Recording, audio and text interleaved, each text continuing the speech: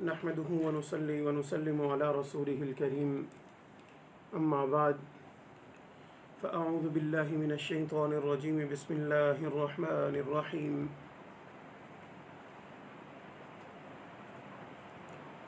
قال الله تبارك وتعالى في القرآن المجيد والفرقان الحميد فاذكروني أذكركم واشكروا لي ولا تكفرون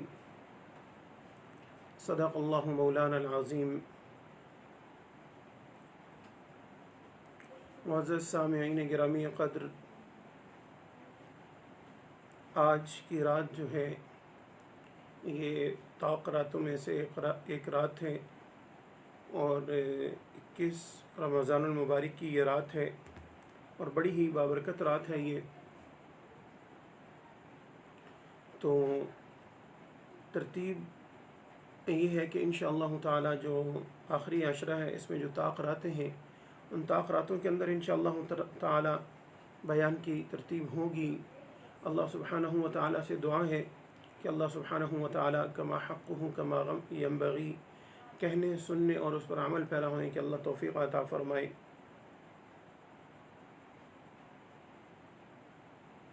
میں نے آیت مبارکہ تلاوت کی ہے۔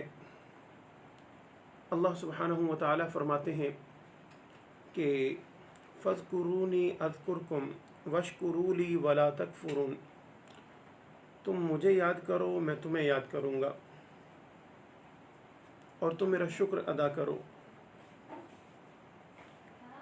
میں اس ٹاپک پر گفتگو کرنے سے پہلے ایک چھوٹی سی گزارش کروں گا کہ آج کی رات جو ہے وہ 21 رمضان کی رات ہے، اور 21 رمضان کے حوالے سے ایک تو یہ کہ یہ طاق رات ہے، دوسرا اس میں یہ علامہ ابن تیمیہ رحمۃ اللہ علیہ کے میں قول نقل کروں گا۔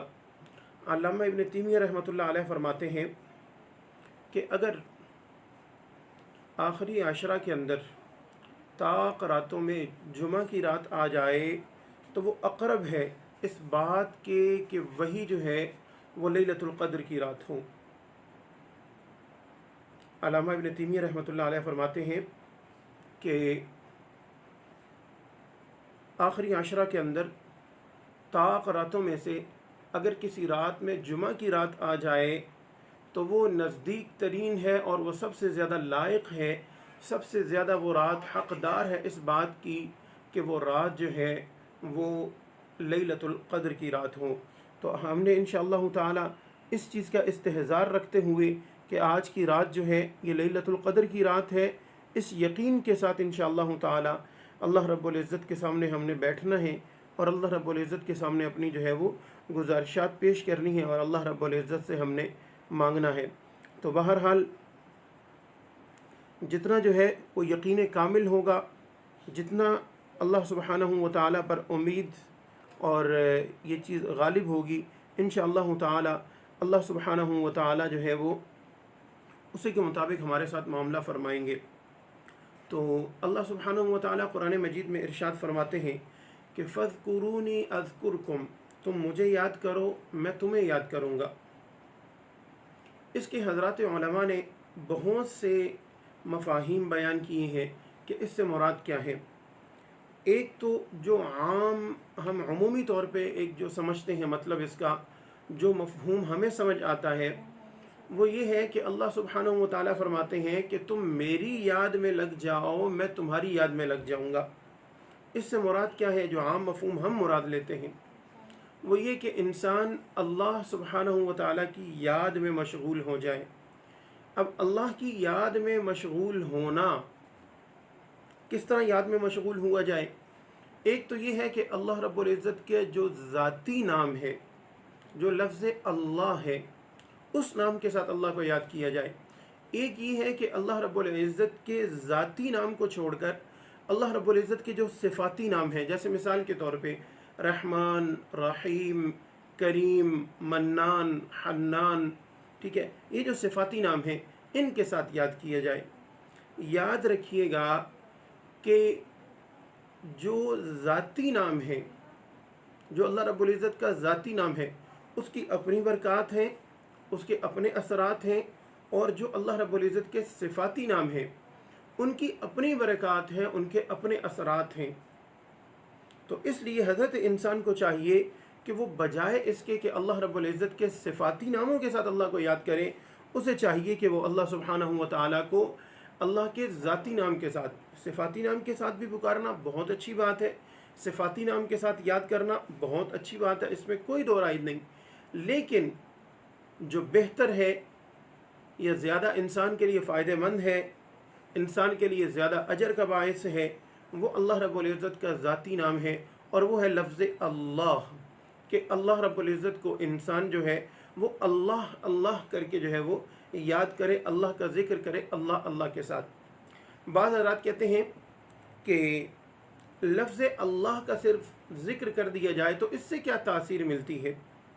لفظ اللہ میں کیا تاثیر ہے؟ یاد رکھیے، ہر لفظ اپنی تاثیر رکھتا ہے، ہر لفظ اپنی تاثیر رکھتا ہے۔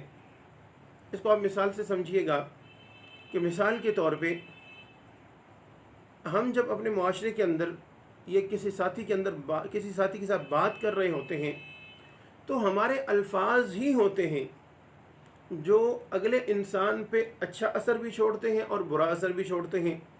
اگر ہم اس کے لیے قابل عزت الفاظ استعمال کر رہے ہوتے ہیں تو اس کے چہرے پہ مسکراہٹ ہوتی ہے، اور اگر ہم اہانت آمیز الفاظ استعمال کر رہے ہوتے ہیں تو اگلے انسان کے چہرے پر جو ہے وہ حقارت ہوتی ہے ہمارے لیے۔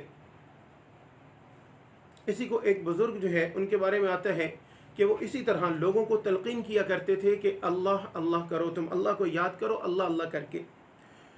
تو کوئی شہر کے کوئی بڑے نامی گرامی حکیم صاحب یا کوئی وڈیرے آئے اور انہوں نے کہا کہ حضرت آپ یہ جو اللہ اللہ کی رٹ لگواتے ہیں یہ ہے تو ایک لفظ ہی ہے نا، اس لفظ کی کیا تاثیر ہے، اس لفظ کا کیا اثر ہے، اس لفظ کا کیا فائدہ ہوگا انسان کو؟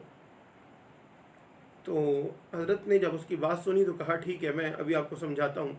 اب مجلس لگی ہوئی ہے، حضرت بھی بیٹھے ہیں اور بھی لوگ بیٹھے ہوئے ہیں، اور یہ نامی گرامی حکیم یا جو بھی خان صاحب تھے یہ بیٹھے ہوئے ہیں۔ تو اچانک جو ہے وہ حضرت نے دوران مجلس جو ہے کہا کہ اے گدھے تو کیا کر رہا ہے، اے گدھے تو کیا کر رہا ہے۔ اب حضرت نے صرف ایک لفظ، جو بزرگ تھے انہوں نے ایک لفظ گدھے کہا کہ تو کیا کر رہا ہے، اے گدھے تو کیا کر رہا ہے، لیکن اس کا نتیجہ یہ نکلا کہ وہ جو حکیم صاحب تھے یا جو مخاطب تھے، اب ان کے پیشانی پہ بل پڑ گئے، چہرے کا رنگ بدل گیا اور پسینے سے شرابور ہو گئے۔ مجلس ختم ہوئی تو حضرت نے فرمایا کہ بھئی آپ کی حالت بڑی غیر ہو گئی ہے، آپ کے پیشانی پہ بل پڑ گئے ہیں، چہرے کا رنگ بدل گیا اور آپ کو پسینے چھوٹ گئے ہیں، ایسی کیا بات ہو گئی آپ کے ساتھ، کیا معاملہ پیش آ گیا؟ تو کہنے لگے حضرت آپ نے میرے ساتھ اچھا معاملہ کیا ہے۔ کیا کیا بھائی؟ حضرت میں ایک نامی گرامی انسان ہوں، آپ نے بھری مجلس کے اندر مجھے گدھا کہہ دیا، تو پھر آپ کہہ رہے ہیں کہ مجھے پریشانی بھی نہ ہو، مجھے پسینے بھی نہ چھوٹیں اور میرے چہرے کا رنگ بھی نہ بدلے۔ تو جب اس نے یہ بات کی تو حضرت نے فرمایا کہ میں نے کہا تو تمہیں ایک لفظ ہی تھا نا، صرف گدھا ہی کہا تھا، اور اس کا یہ اثر نکلا کہ تمہارے چہرے کا رنگ بدل گیا۔ تو ایک لفظ گدھا یہ اتنا اثر رکھتا ہے کہ تمہارے چہرے کے رنگ کو بدل سکتا ہے، اس ایک لفظ کی وجہ سے تمہیں پسینے چھوٹ سکتے ہیں۔ تو کیا لفظ اللہ جو اس ذات کا نام ہے جس نے اس ساری کائنات کو بنایا، جو اس سارے تکوینی نظام کو چلا رہا ہے، تو کیا اگر اس کا نام لیا جائے تو اس کے نام کے اندر کوئی تاثیر نہیں ہے، اس کے نام کے اندر کوئی جو ہے وہ اثر، اس کا نام لینے سے انسان پر کوئی اثرات مرتب نہیں ہوں گے۔ لفظ گدھا کہنے سے اتنا اثر پڑا، تمہارے چہرے کا رنگ بدل گیا، لفظ گدھا کہنے سے اتنا اثر ہوا کہ جو تمہیں پسینے چھوٹ گئے ہیں، تو لفظ اللہ اگر کہا جائے گا تو لفظ اللہ کے کہنے سے کیوں نہیں انسان پر برکات اور اس لفظ کے اثرات مرتب ہوں گے۔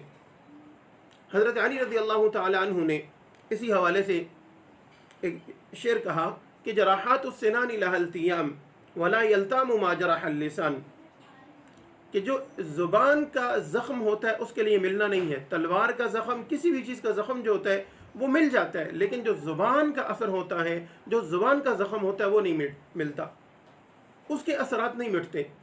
کیوں؟ وہ الفاظ ہی ہوتے ہیں جو زخم کر رہے ہوتے ہیں. حالانکہ تلوار تو وہ کاٹنے والی چیز ہے، چاقو کاٹنے والی چیز ہے، چھری کاٹنے والی چیز ہے. اس کا زخم لگے گا تو زخم منمل ہو جائے گا، لیکن جو الفاظ کی صورت میں تم نے تیر و تشنی چلائے ہوں گے، جو ان کے اثرات مرتب ہوں گے، وہ ختم نہیں ہوں گے بندے سے.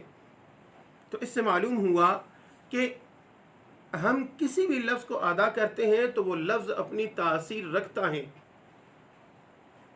تو ہم جب اللہ رب العزت کو یاد کریں گے تو پھر اللہ رب العزت کا نام لینے سے تاثیر کیوں نہیں آئے گی؟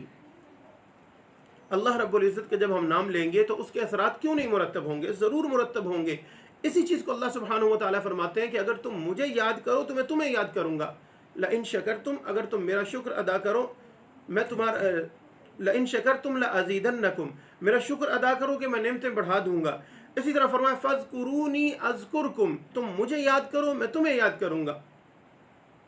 تو انسان جب اللہ سبحانہ و تعالیٰ کو یاد کرتا ہے تو اللہ سبحانہ و تعالیٰ بھی پھر بندے کو بھولتے نہیں ہیں. اللہ سبحانہ و تعالیٰ بھی پھر اپنے بندے پر نظر رکھتے ہیں. اب کیا اللہ رب العزت کو ذاتی نام کے ساتھ یاد رکھنا چاہیے یا صفاتی نام کے ساتھ یاد رکھنا چاہیے؟ یاد رکھیے جو اللہ رب العزت کے صفاتی نام ہے، اللہ کو جو بندہ یاد کرتا ہے، اللہ کا جو ذکر کرتا ہے، اس کو انعام یہ ملتا ہے کہ اللہ سبحانہ و تعالیٰ اپنا دیدار کرواتے ہیں. اللہ سبحانہ و تعالیٰ اس کو اپنا دیدار کروائیں گے. یاد رکھیے جو بندہ اللہ کو صفاتی ناموں سے یاد رکھے گا، صفاتی ناموں سے اللہ کا ذکر کرے گا، تو اللہ سبحانہ و تعالیٰ اس کو اپنی ذات کا دیدار تو کروائیں گے، لیکن پھر اس کے بعد اللہ سبحانہ اس کو اپنی تجلیات کا دیدار کروائیں گے. یعنی چونکہ اس نے صفات کو یاد کیا تو اللہ اس کے سامنے اپنی صفات پیش کریں گے. اللہ اس کے سامنے اپنی صفات کے جو پردے ہیں اس کو کھولیں گے، وہ پیش کریں گے اللہ رب العزت. لیکن اگر کسی بندے نے اللہ رب العزت کو اللہ کے ذاتی نام سے یاد کیا ہوگا تو اللہ سبحانہ و تعالی پھر اس بندے کو اپنی ذات کا دیدار کروائیں گے. یعنی اس بندے کو صفات میں نہیں پھر الجھایا جائے گا، صفات کے پردوں پر اس کی نظر نہیں کروائی جائے گی، یا صفات کی تجلیات اس کو نہیں کروائی جائیں گی، بلکہ ڈائریکٹ اس بندے کو اللہ رب العزت اپنی ذات کا دیدار کروائیں گے.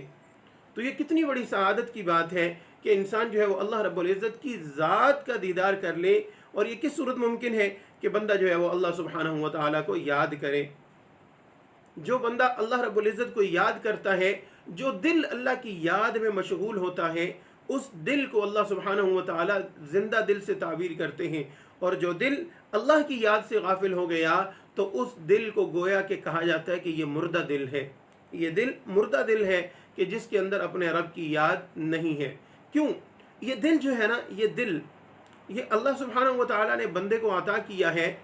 یہ دل اللہ رب العزت کی کہہ لیں کہ محبت کی جگہ ہے، یا دوسرے لفظوں میں آپ یوں کہہ لیجئے کہ یہ دل اللہ کا مسکن ہے. جو انسان کو اللہ رب العزت نے دل عطا کیا ہے نا، یہ دل اللہ کا مسکن ہے، اللہ کے قرار کی جگہ ہے. تو اس لیے بندے کو کہا گیا کہ اس دل کو صاف رکھو. پھر اب کہا جا سکتا ہے کہ اللہ قادر ہے اس چیز پر کہ اللہ رب العزت بندے کے دل کو خود ہی صاف کر دے. بندے سے کیوں کہا گیا؟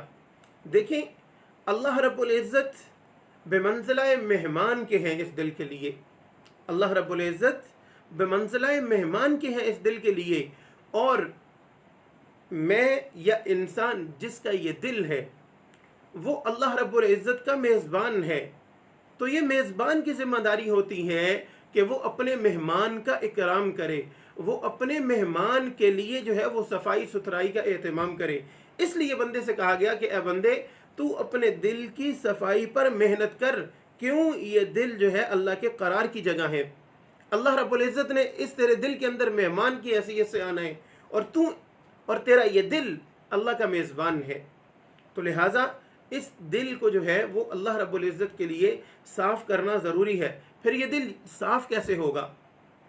ہم جس ماحول کے اندر، جس معاشرے کے اندر جی رہے ہیں، ہم جب صبح باہر نکلتے ہیں یا شام باہر نکلتے ہیں تو ہر وقت جو ہے وہ ہم گناہ میں مبتلا ہوتے ہیں. اس پرفتن دور کے اندر ہم جی رہے ہیں تو خطرہ ہوتا ہے کہ انسان گناہ کے اندر مبتلا ہو جائے. تو اس دل کی حفاظت کیسے ہوگی؟ اس دل کی میں اگر کوئی غلاظت دنیا کی آ بھی گئی ہے تو اس دل کی صفائی کیسے ہوگی؟ اس دل کا تزکیہ ہوگا کیسے؟ اس دل کو جو ہے وہ ہم صاف کیسے رکھ پائیں گے؟ کیسے ممکن ہے کہ اس کی صفائی کی جائے اور اللہ رب العزت کی جو مہمانی کی جگہ ہے، اللہ نے جہاں بحیثیت مہمان کے اللہ نے جہاں جلوہ گر ہونا ہے، یہاں جہاں اللہ رب العزت کی تجلیات پڑھنی ہے، اس جگہ کو ہم کیسے صاف کر سکتے ہیں؟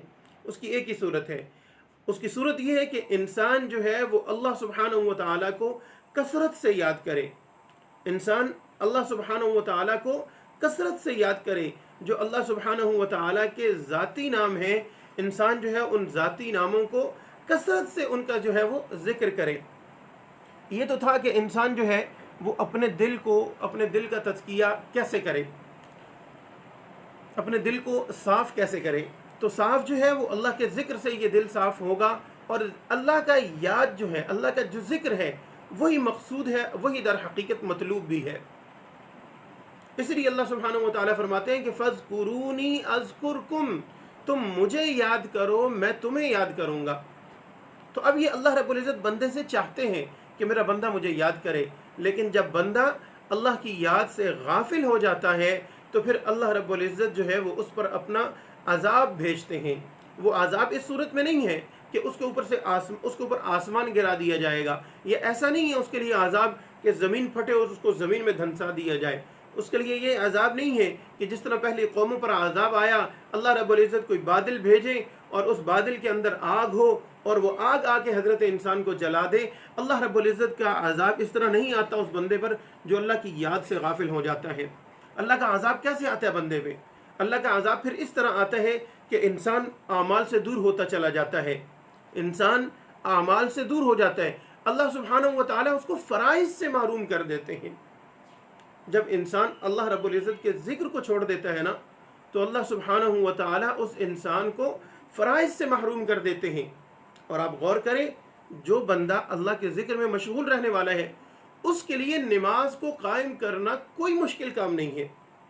جو بندہ اللہ کی یاد میں مشغول رہتا ہے اس کے لیے نماز کو قائم کرنا، اعمال میں لگے رہنا یا اعمال کو کرنا اس کے لیے کوئی مشکل کام نہیں ہے۔ اس کا دل ہر وقت بنا ہوتا ہے، اس کا دل کا تزکیہ ہوا ہوتا ہے، اس نے ذکر کر کر کے اپنے دل کو صاف کیا ہوتا ہے، تو اس کا دل بآسانی جو ہے وہ مائل ہو جاتا ہے اعمال کی طرف۔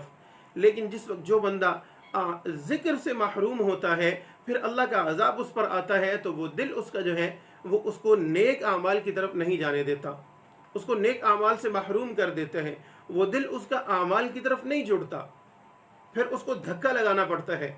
جس طرح گاڑی دھکے سے سٹارٹ کرنی پڑتی ہے، اسی طرح اس انسان کو بھی پھر دھکا جو ہے وہ لگانا پڑتا ہے اعمال کرنے کے لیے۔ پھر یہ اگر بالفرض اعمال کر بھی لیتا ہے تو ان اعمال کے اندر للہیت نہیں ہوتی، ان اعمال کے اندر اخلاص نہیں ہوتا۔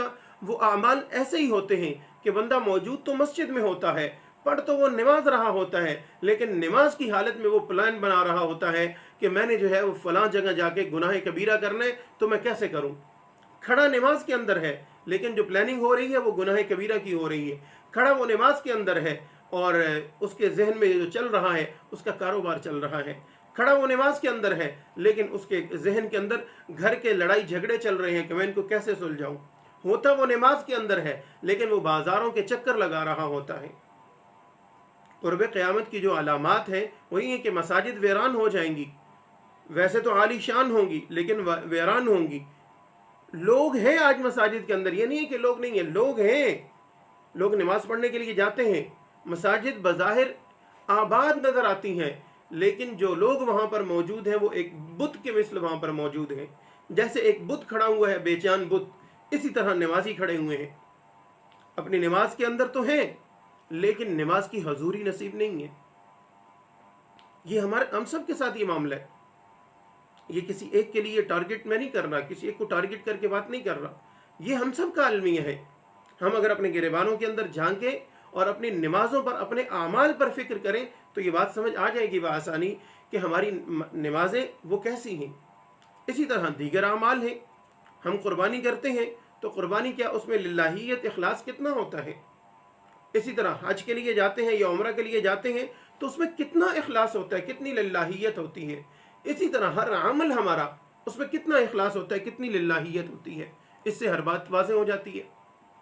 تو اس لیے اگر جب انسان اللہ رب العزت کو بھول جاتا ہے، اللہ کے ذکر سے اپنے دل کو غافل کر لیتا ہے، جب اپنے آپ کو غافلین میں شامل کر لیتا ہے، تو اس کا وبال اس کی ذات پر یہ پڑتا ہے کہ اللہ رب العزت کا عذاب اس کی طرف متوجہ ہوتا ہے۔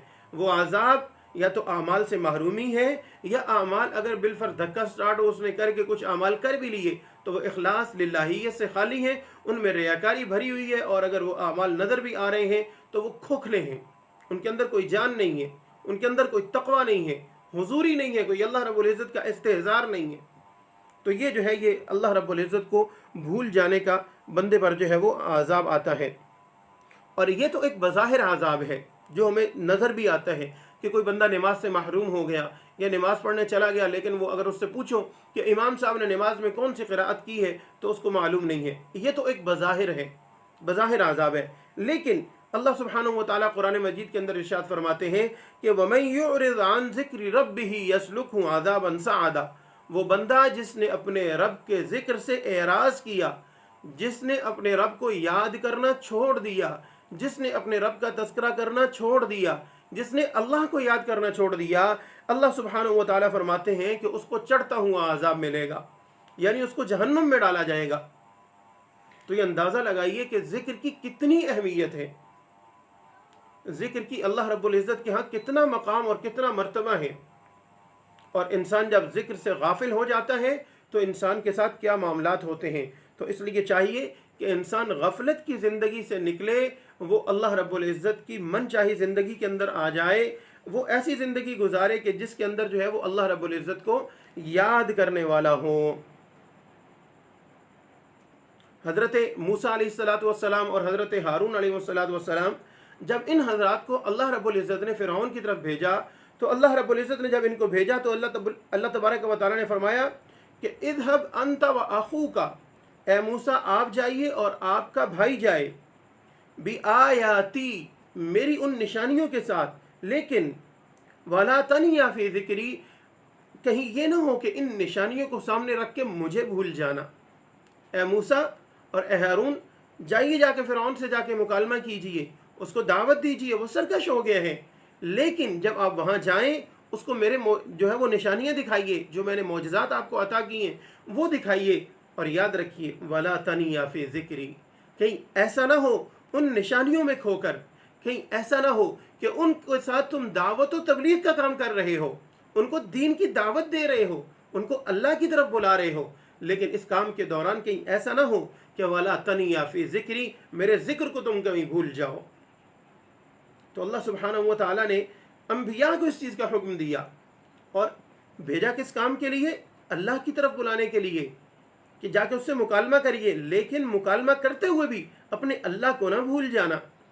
اب لوگ کہتے ہیں کہ جی ہم نے کام کاج بھی کرنا ہے، تو کام کاج کرتے ہوئے ہم کیسے اللہ کو جو ہے وہ یاد رکھیں؟ ظاہری بات ہے ذہن ادھر مصروف ہوگا۔ میں اس کو ایک مثال سے سمجھاتا ہوں۔ دیکھیں مثال کے طور پہ آپ کا بھائی ہے، بیٹا ہے، ٹھیک ہے، کوئی بھی شخص ہے آپ کا انتہائی قریبی عزیز ہے، وہ جاب لیس ہے، اب اسے جاب مل رہی ہے اور وہ جا رہا ہے، اس نے جانا ہے، جا کے انٹرویو دینا ہے۔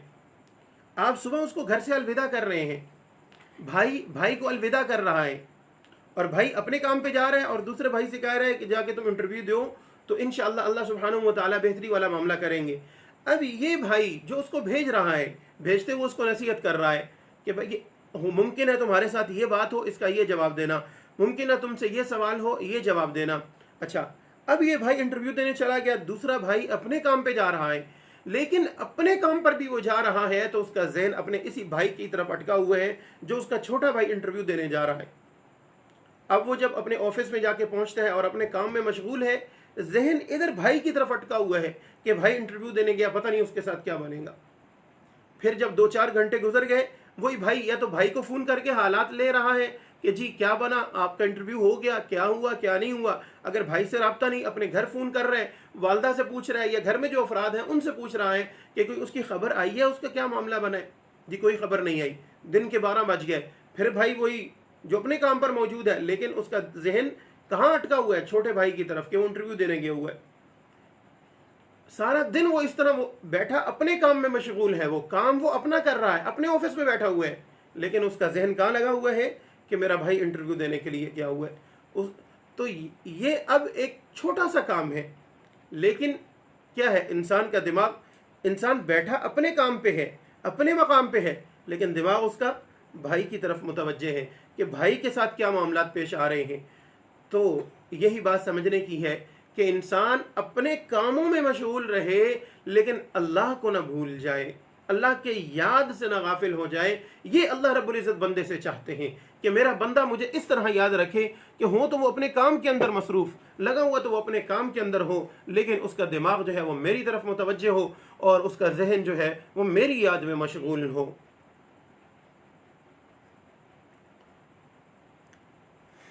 نبی کریم صلی اللہ علیہ وسلم جب میدان جنگ میں تشریف لے گئے، میدان جنگ کے اندر اب آپ اندازہ لگائیں، میدان جنگ میں انسان ہو تو کیا ہوتا ہے، اپنی جان جانے کا اندیشہ ہے، اپنی جان کا خوف ہے. لیکن اللہ سبحانہ و تعالیٰ کیا فرماتے ہیں، یا ایہا الذین آمنوا، اے اہل ایمان، اذا لقیتم فئۃ فاثبتوا، جب تم لڑائی کرو ایک گروہ سے.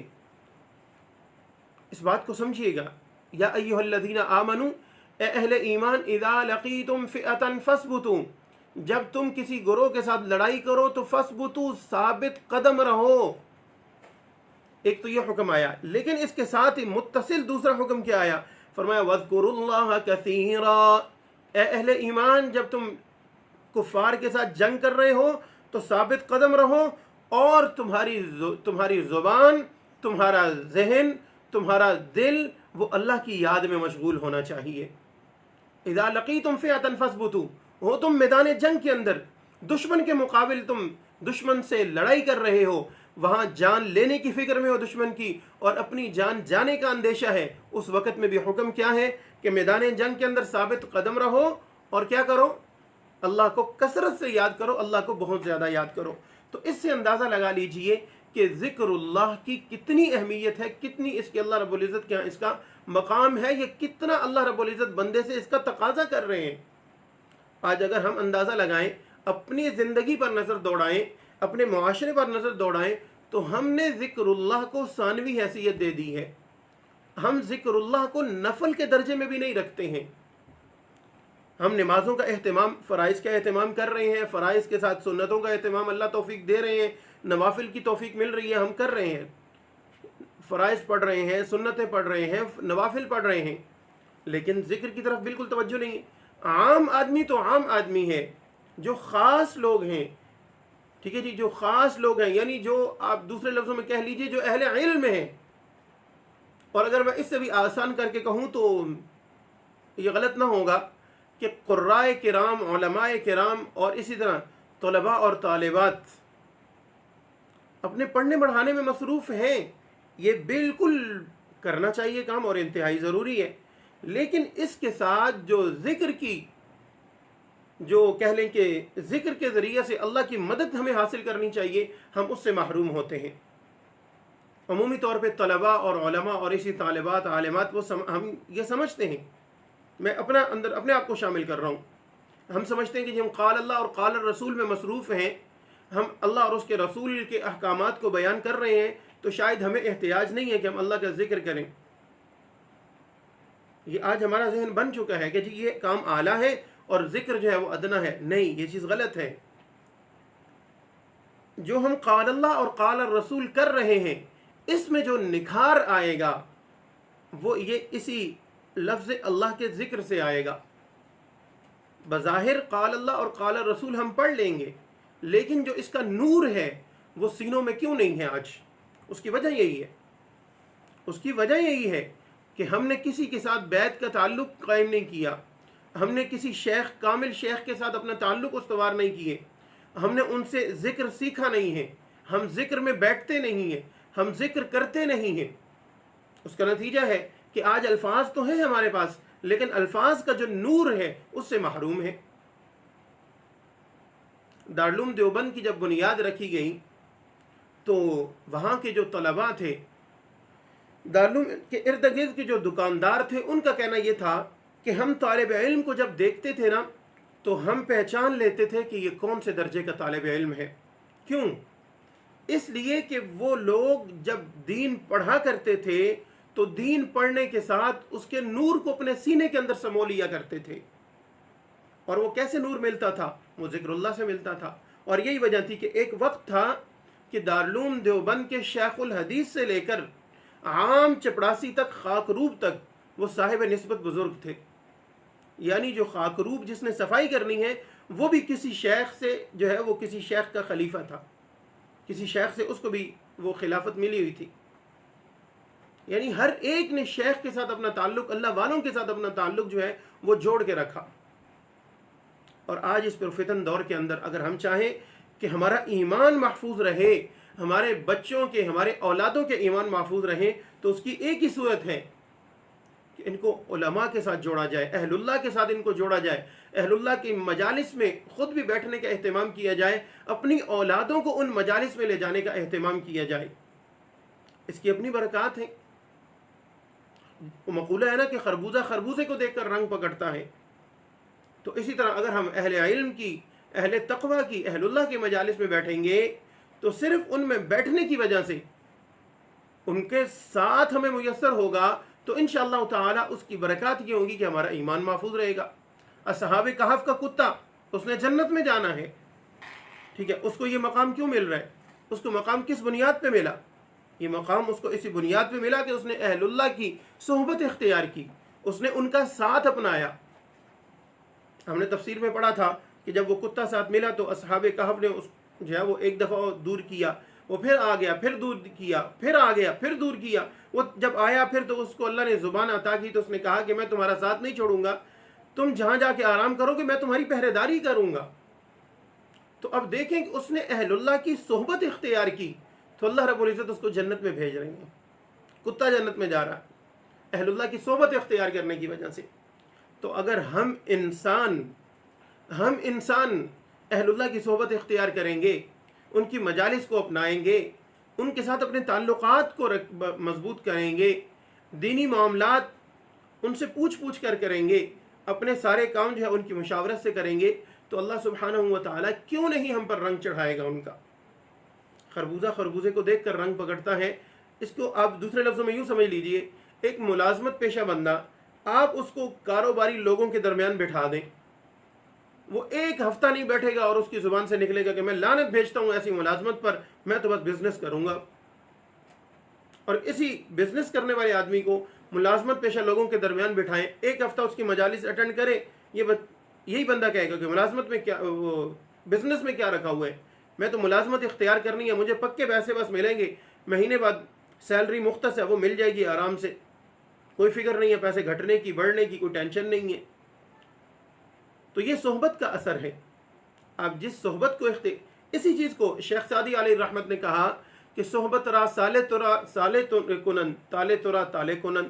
اچھوں کی صحبت اختیار کرو گے تو اچھے بن جاؤ گے، بروں کی صحبت کو اختیار کرو گے تو برے بن جاؤ گے. تو اس لیے اہل اللہ کی مجالس کو اختیار کرنا چاہیے، خود بھی شرکت کرنی چاہیے اور اپنے بچوں کو بھی جو ہے وہ لے کر جانا چاہیے. جہاں موقع ملے، پتہ چلے کہ کوئی بزرگ آ رہے ہیں کسی جگہ پہ، یا اللہ رب العزت توفیق دے تو خود بزرگوں کے پاس جائیں، بچوں کو بھی لے کر جائیں تاکہ بچے بھی بیٹھیں، آپ کو دیکھیں کہ آپ کس طرح بزرگوں کے سامنے باادب ہو کے بیٹھ رہے ہیں، آپ کس طرح سیکھ رہے ہیں. بچے آپ کو دیکھ کر وہ بھی اسی طرح ادب کریں گے، ادب سیکھیں گے اور اسی طرح علم سیکھیں گے، اسی طرح وہ معرفت کی باتیں سیکھیں گے.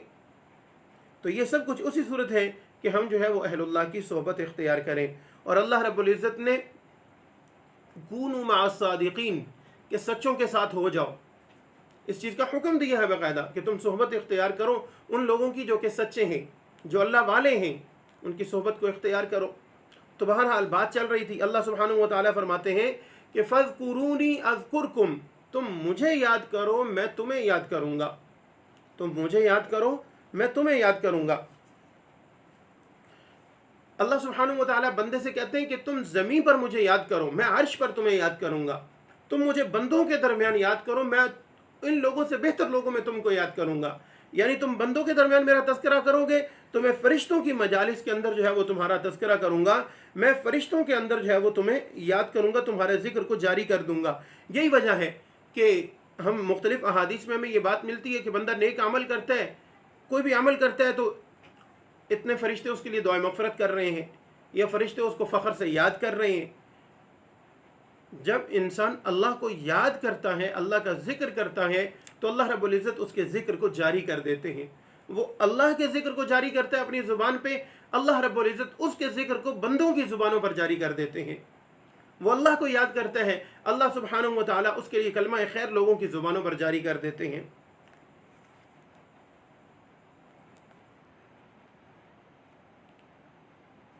اللہ سبحانہ و تعالیٰ، ایک بزرگ فرمایا کرتے تھے کہ اللہ رب العزت نے ایک دفعہ مجھے الہام کیا۔ کیا الہام کیا؟ کہ میرے بندوں سے کہہ دیجئے کہ ان کا حال یہ ہوا پڑا ہے کہ میں تھوڑی سی رزق کی تنگی کرتا ہوں ان پر، تو یہ کیا کرتے ہیں؟ بندوں کے اندر بیٹھ کے میرا شکوہ شروع کر دیتے ہیں۔ میں تھوڑی سی رزق کی تنگی کرتا ہوں ان پہ، تو یہ بندوں کے اندر بیٹھ کے میرا شکوہ شروع کر دیتے ہیں کہ اللہ نے روزی ہم پر تنگ کر دی ہے۔ ان سے کہو کہ جب تم میرا شکوہ کرتے ہو، میں نے کبھی تمہارا شکوہ فرشتوں کے اندر بیٹھ کر نہیں کیا۔ تم میرے بارے میں تو شکوہ کے نہ ہو جاتے ہو، لیکن میں کبھی تمہارا شکوہ نہیں کرتا۔ تو یہ دیکھیں کہ اللہ رب العزت کی ذات کتنی جو ہے وہ بڑی ذات ہے کہ بندہ نافرمانیوں پہ نافرمانیاں کرتا چلا جاتا ہے، شکوے پہ شکوہ کرتا جا رہا ہے، لیکن اللہ رب العزت اس کا شکوہ نہیں کر رہے ہیں۔ لیکن یہی بندہ جب دو چار بندوں کے اندر بیٹھ کے اللہ کو یاد کرتا ہے، تو اللہ رب العزت ملائکہ کے اندر بیٹھ کے اللہ رب العزت ملائکہ کے سامنے اس بندے کا ذکر کر رہے ہیں۔ ملائکہ کے سامنے اللہ اس پر فخر کر رہے ہیں کہ دیکھو میرا بندہ مجھے یاد کر رہا ہے۔ تو اس لیے اللہ رب العزت کی یاد سے انسان کو غافل نہیں ہو جانا چاہیے، انسان کو غافل نہیں ہونا چاہیے۔ اچھا، حضرات علماء نے ایک تو یہ اس کا تھا نا کہ فَاذْكُرُونِي أَذْكُرْكُمْ، تم مجھے یاد کرو میں تمہیں یاد کروں گا۔ علماء نے اس کا ایک اور مطلب بھی بیان کیا، وہ یہ کہ اللہ سبحانہ و تعالیٰ فرماتے ہیں نا کہ فَاذْكُرُونِي أَذْكُرْكُمْ، مجھے یاد کرو میں تمہیں یاد کروں گا۔ اس کا مطلب یہ ہے کہ اے میرے بندے تم میری اطاعت کر۔ فَاذْكُرُونِي أَذْكُرْكُمْ کا ایک مطلب یہ ہے کہ اے میرے بندے فَاذْكُرُونِی، تو میری اطاعت کر۔ تو جواب میں اللہ فرماتے ہیں کہ میں کیا انعام دوں گا؟ میں مخلوق کو تیری اطاعت پہ لگا دوں گا۔ تم میری اطاعت کر بندے، یہ مخلوق، یہ کائنات تیری اطاعت میں لگ جائے گی۔ ایک صحابی رسول، ان کا جو ہے وہ مشہور مقولہ ہے، وہ فرماتے ہیں کہ جس دن مجھ سے نافرمانی ہوتی ہے، میں اس نافرمانی کا اثر اپنے جانوروں میں دیکھتا ہوں، اپنی اولاد میں، اپنی بیوی میں دیکھتا ہوں۔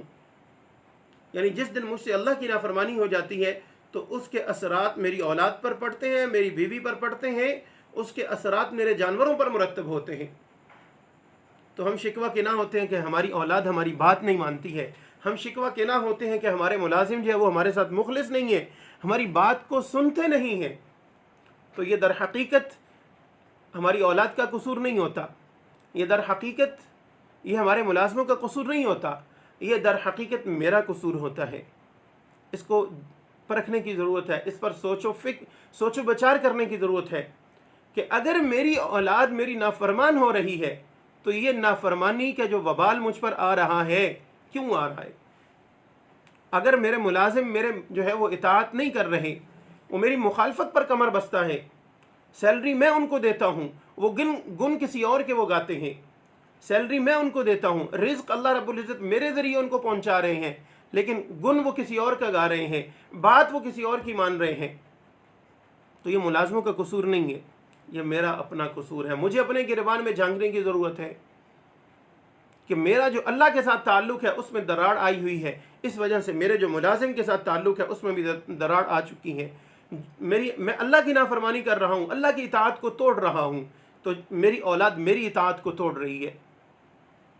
تو اس پر سوچ و بچار کرنے کی ضرورت ہے کہ ہم جو ہے وہ اللہ کی اطاعت کریں، فَاذْكُرُونِي أَذْكُرْكُمْ کے حقیقی مصداق بن جائیں، تو اللہ سبحانہ و تعالیٰ یہ دنیا کی زندگی جو ہے وہ ہمارے لیے مثل جنت بنا دیں۔ اللہ اکبر کبیرہ۔ ایک مرتبہ شیخ عبد الواحد رحمۃ اللہ علیہ، شیخ عبد الواحد رحمۃ اللہ علیہ، انہوں نے دعا کی کہ یا اللہ آپ نے جنت میں جس کو میرا ساتھی بنانا ہے، اے اللہ میری اس سے ملاقات کروا دیجئے۔ اللہ رب العزت نے فرمایا کہ اللہ رب العزت نے ان کو الہام کیا کہ حبشہ کے اندر ایک عورت ہے میمونہ نام کی، حبشہ کے اندر ایک عورت ہے میمونہ نام کی، وہ جنت کے اندر تمہاری ساتھی ہوگی۔ اب یہ اپنے علاقے سے نکلے اور گئے اس طرف، جب حبشہ پہنچے لوگوں سے پوچھا کہ میمونہ نام کی عورت کہا ہاں ایک ہے وہ بکریاں چرانے والی اور اس وقت فلاں جگہ بکریاں چرا رہی ہوگی. اب یہ گئے اس جگہ، جا کر کیا دیکھتے ہیں کہ ایک عورت ہے، وہ درخت کے سائے میں نماز میں مشغول ہے، اور اس جگہ پہ بکریاں ایک جگہ جو ہے وہ چر رہی ہیں. اور عجیب بات، اچنبے کی بات یہ ہے کہ ان بکریوں کے ارد گرد بھیڑیوں نے حصار بنایا ہوا ہے. بکریاں ایک ہی جگہ سے چر رہی ہیں اور بھیڑیے موجود ہیں، اور انہوں نے ان بکریوں کا حصار بنایا ہوا ہے، اور بکریوں کو وہ منتشر نہیں ہونے دے رہے. اور بکریاں جو ہے وہ بڑے سکون کے ساتھ، حالانکہ جانور بکری جو ہے وہ بڑی معصوم سی جانور ہے اور یہ بھیڑیے سے ڈرتی ہے، وحشت کھاتی ہے، لیکن یہاں پر معاملہ الٹ ہے کہ وہ اپنے وہ چارہ چرنے میں مشغول ہے، اور بھیڑیے سائیڈ پہ جو ہے وہ بھی بیٹھے ہوئے ہیں حصار بنا کے کہ کوئی ان میں سے باہر نہ نکلے. اب جب یہ میمونہ رحمہ اللہ اب جب یہ نماز سے فارغ ہوئیں تو ان کی طرف متوجہ ہوئی، کہنے لگی عبد الواحد تم ابھی سے آ گئے، ہم نے تو جنت میں ملنا تھا، تم ابھی سے آ گئے. کہا میں نے اللہ سے دعا کی تھی کہ اے اللہ میری ملاقات کروا دے، تو اللہ نے مجھے الہام کیا تو میں آ گیا ملنے کے لیے. تو شیخ عبد الواحد رحمۃ اللہ علیہ نے پوچھا اس عورت سے، اس میمونہ سے، کہ تم نے یہ کیا کیا کہ تمہاری بکریوں کی اور بھیڑیوں کی صلح ہو گئی آپس میں؟ حالانکہ بھیڑیا بکری پر حملہ آور ہوتا ہے، اسے کھاتا ہے، اور بکری اس کے ڈر سے بھاگتی ہے. تم نے ایسا کیا جادو کیا کہ یہ بھیڑیوں کی بکریوں کے ساتھ اور بکریوں کی بھیڑیوں کے ساتھ صلح ہو گئی؟ یہ ایک ہی جگہ بیٹھے ہوئے ہیں اور بھیڑیے ان کی حفاظت کر رہے ہیں کہ کہیں یہ منتشر نہ ہو جائیں، پھیل نہ جائیں. تو جو جواب میمونہ نے دیا وہ بات آب زر سے لکھنے کے قابل ہے. اس نے کہا کہ جب میں نے اللہ سے صلح کر لی، جب میں نے اللہ سے صلح کر لی، تو پھر اللہ رب العزت نے میری بکریوں کی بھیڑیوں کے ساتھ صلح کروا دی. تو ہم جو آج پریشان ہوتے ہیں، ہماری اولاد نافرمان ہے، اولاد بات نہیں مانتی ہے. آپ جس مرد کو اٹھا کر دیکھیں، جس عورت کو اٹھا کر دیکھیں، وہ یہی رونا روتے ہیں کہ ہماری اولاد نافرمان ہے. ارے اللہ کے بندو، یہ اولاد خود نافرمان نہیں ہوئی، یہ تمہارے اعمال ہیں جو تمہاری اولاد کو نافرمان بنا گئے.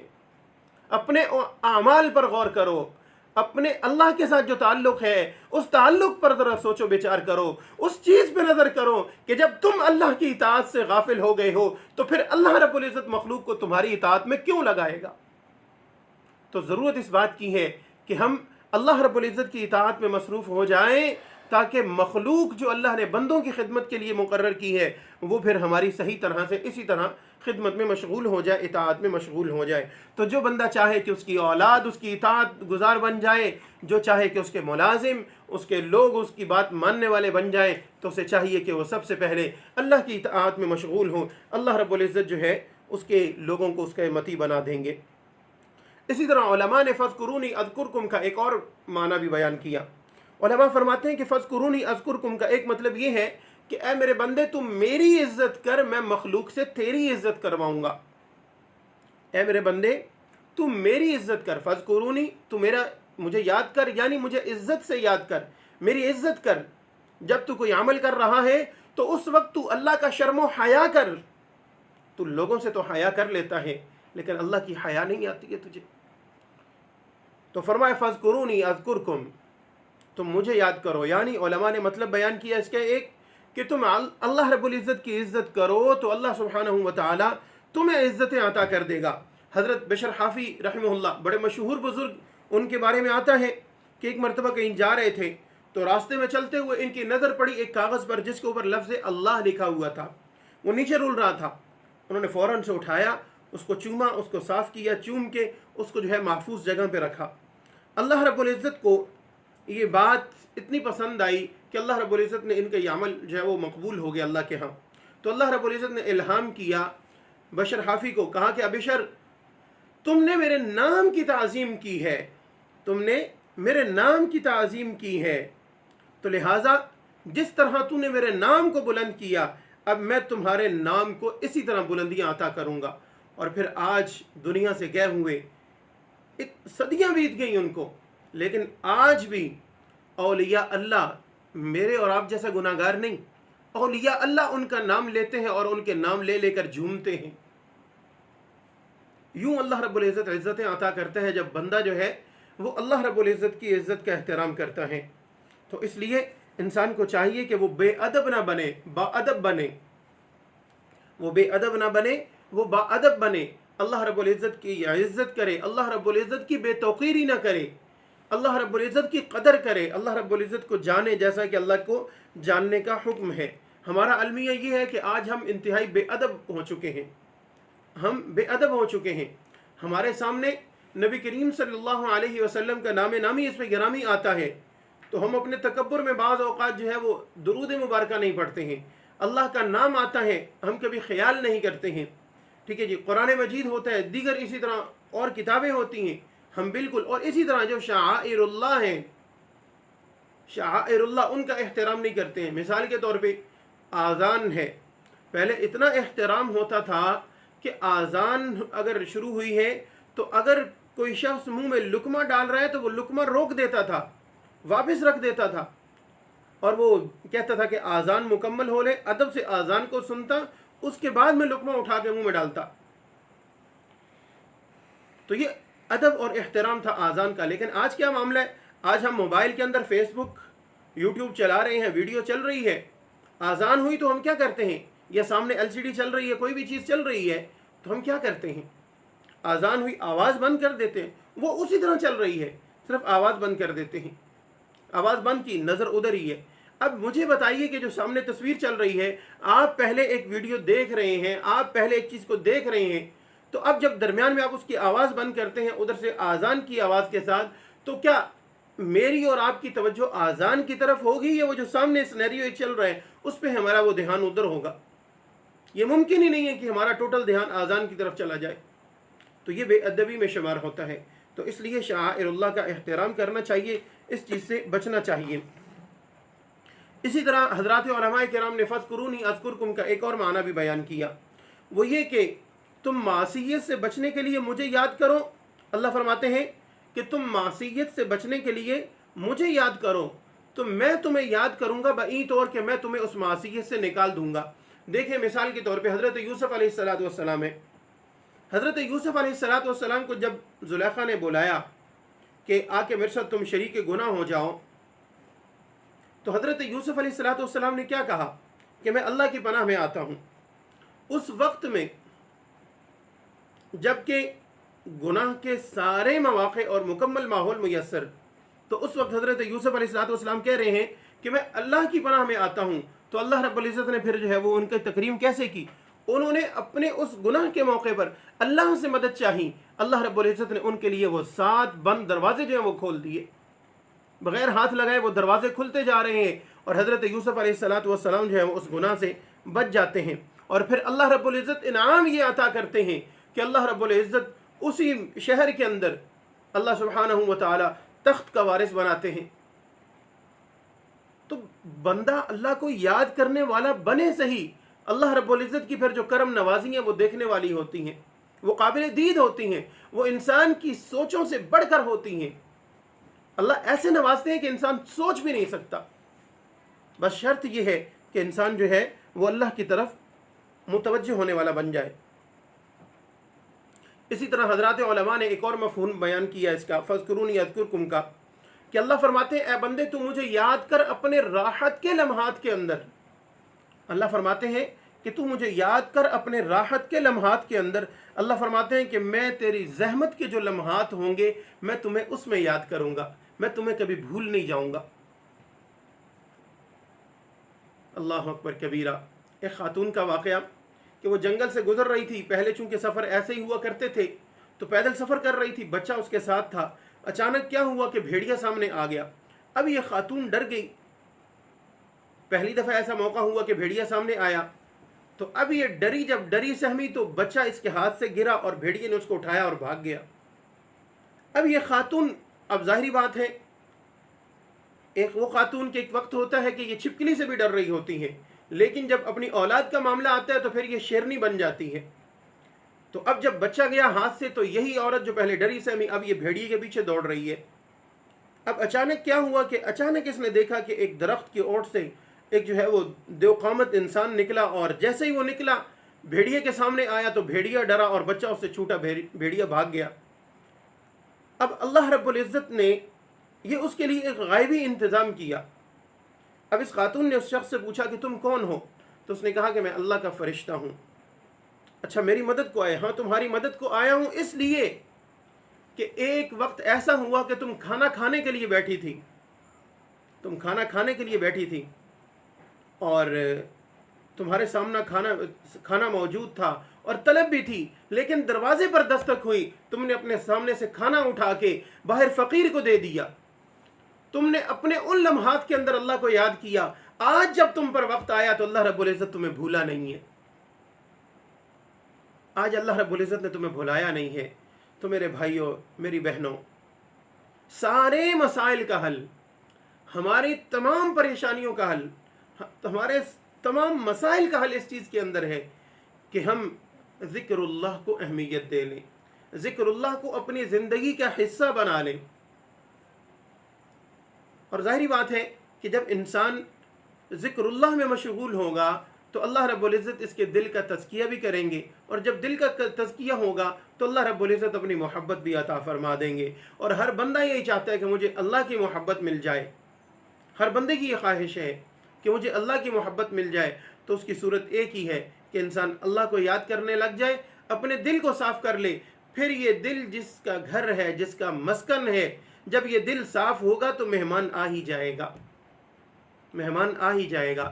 لیکن اس دل کی صفائی کے ساتھ ضروری ہے کہ میزبان جو ہے وہ اپنی صفائی ستھرائی کا بھی اہتمام کرے، وہ اپنے آپ کا خیال کرے، بئی طور کہ وہ سنت رسول سے اپنے آپ کو مزین کرے۔ اگر کوئی شخص اپنے دل کا تزکیہ کرے، دل کو صاف کر کے رکھے اور اپنے اس بدن کو سنت رسول سے مزین کر لے، اپنے اس بدن کو نبی علیہ الصلوۃ والسلام کی سنتوں کے مطابق ڈھال لے، تو یہ ممکن ہی نہیں ہے کہ اس کے دل کے اندر اللہ کی محبت نہ آئے، یہ ممکن ہی نہیں ہے کہ اس کو اللہ کی محبت نہ میسر ہو۔ اور ہر بندے کی یہ خواہش بھی ہے، میری آپ کی ہر ایک کی خواہش ہے، مجھے اللہ کی محبت مل جائے، اللہ کی معیت مل جائے، اللہ کی مدد و نصرت میرے ساتھ شامل ہو جائے۔ لیکن اس کے لیے جو کرنے والے کام ہیں وہ یہی ہیں۔ اس میں بنیادی چیز وہ اللہ رب العزت کو یاد کرنا ہے۔ اس سے بڑھ کے ایک اور چیز ذکر کر کے بات کو ختم کرتے ہیں، کافی وقت ہو چکا۔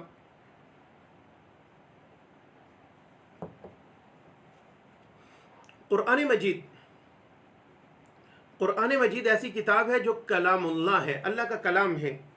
اب ہر بندے کی خواہش ہے کہ میں اللہ سے کلام کروں، تو جو انسان، وہ بات تھی نا کہ جی خط جو ہے وہ آدھا کلام ہوتا ہے، تو گویا کہ قرآن کی صورت میں جو ہمارے پاس یہ ایک کہہ لیں کہ ایک مجموعہ ہے، یہ بھی ایک اللہ سے آدھا کلام ہے۔ لیکن میں اس کو آدھا کلام نہیں کہتا، میں کہتا ہوں یہ اللہ سے پورا کلام ہے انسان کا۔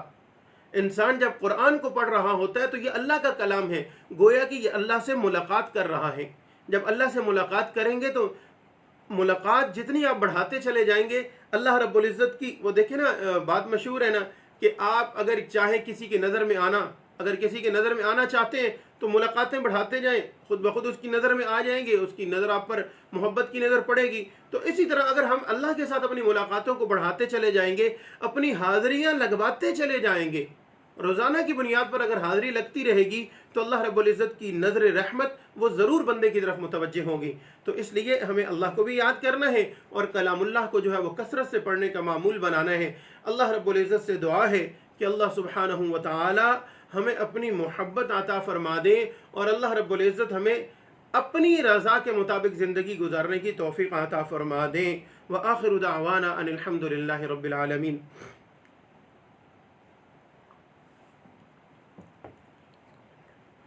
تو آج کی رات جو ہے، چونکہ میں نے جیسے ذکر کیا پہلے کہ علامہ ابن تیمیہ رحمۃ اللہ علیہ نے اس بات کو نقل کیا ہے کہ جب آخری عشرہ کی راتوں میں سے کوئی طاق رات جمعہ کی رات بن جائے تو وہ زیادہ مستحق ہے اس بات کی کہ وہ لیلۃ القدر کی رات ہوں۔ تو اس چیز کا یقین کر لیجئے، اس یقین کے ساتھ اللہ کے سامنے ہم اپنے ہاتھوں کو اٹھائیں گے کہ آج کی رات لیلۃ القدر کی رات ہے، آج کی رات لیلۃ القدر کی رات ہے۔ اور اللہ رب العزت کی رحمت جو ہے وہ جوش میں ہے، اور اللہ رب العزت سے ہمیں جو ہے وہ مانگنا ہے، گڑ گڑا کے مانگنا ہے، اس یقین کے ساتھ، اس استحضار کے ساتھ، امید ہے اللہ سے، بلکہ یقین کامل رکھنا چاہیے انسان کو کہ اللہ رب العزت جو ہے وہ ہمیں محروم نہیں کریں گے، اللہ ضرور ہمیں جو ہے وہ نواز دیں گے۔